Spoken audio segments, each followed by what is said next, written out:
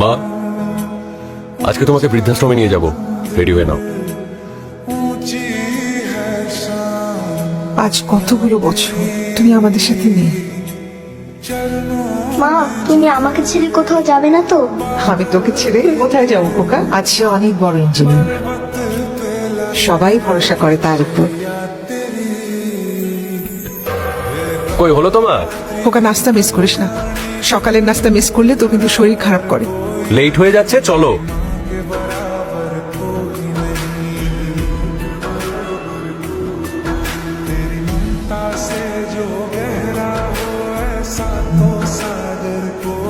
বাবার স্বপ্ন ছিল অসহায় মানুষের মজবুত ছাদ বানানো।